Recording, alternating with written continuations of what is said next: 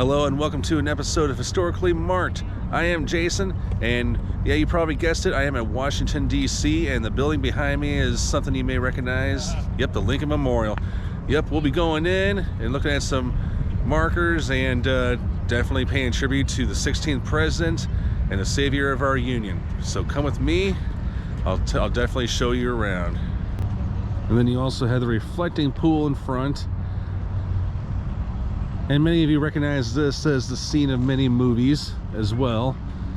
The one that sticks at the top of my head is Forrest Gump, when Jenny jumps into the water and says, "Forrest, Forrest." And Tom Hanks is like, "Jenny!" Yep. Supposedly it happened right here. So it's estimated that 6 million people visit this each year. So it goes without saying, this is the most visited attraction in Washington, D.C. It's free, just like all the others. I mean, they do have a gift shop here if you want to get your passport stamp.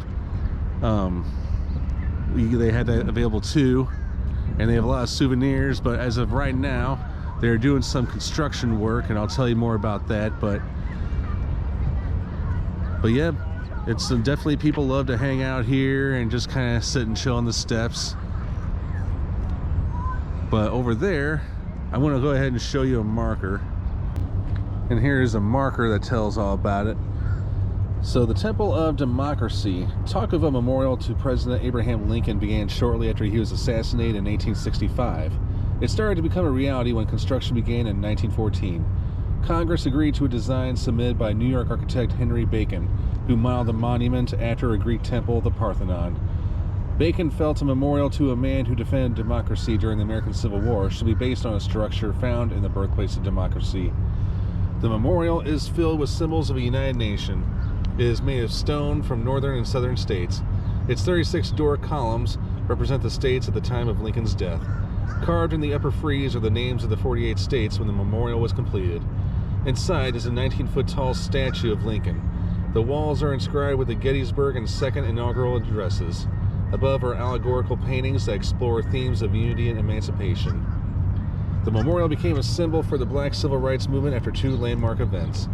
Opera singer Marian Anderson performed on the steps of the memorial in 1939 after being denied the opportunity to sing at Constitution Hall. Years later, Dr. Martin Luther King Jr. delivered his famous "I Have a Dream" speech from the steps during the 1963 March on Washington for Jobs and Freedom. Yes, this is how we know it today, even though at this moment they're kind of doing some work to the bottom part. But here is what it was kind of proposed to look like. Yeah, a pyramid. But yes, Clark Mills proposed in 1867 a multi-tiered 36-figure memorial next to the U.S. Capitol building. But in 1911, John Russell Pope, future designer of the Thomas Jefferson Memorial, submitted several designs, including a Mayan temple, a ziggurat, and a pyramid. Yeah, I don't know if I would have went with a pyramid. Now here's some more details about the memorial.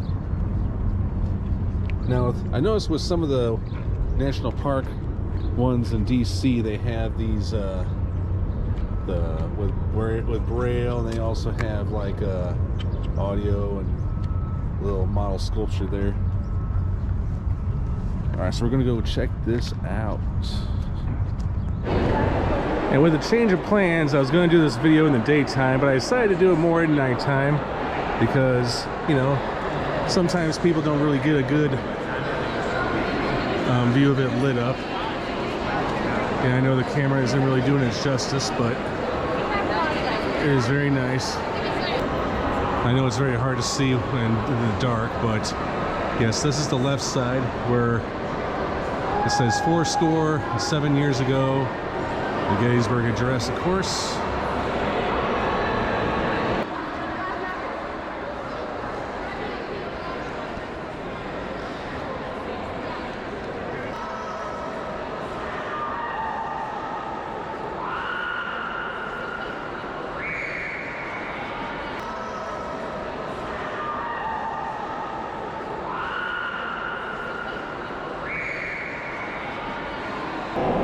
And yes, this is a very popular photo spot.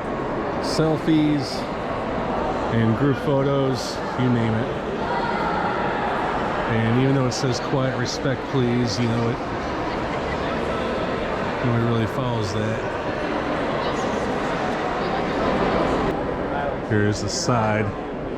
In this temple, as in the hearts of the people for whom he saved the Union, the memory of Abraham Lincoln is enshrined forever. You know, there is a legend that behind his head is a sketching of either Robert E. Lee's name or his face, because he is technically facing the Arlington House, which at one time was owned by Robert E. Lee. But nothing's really been proven as of yet.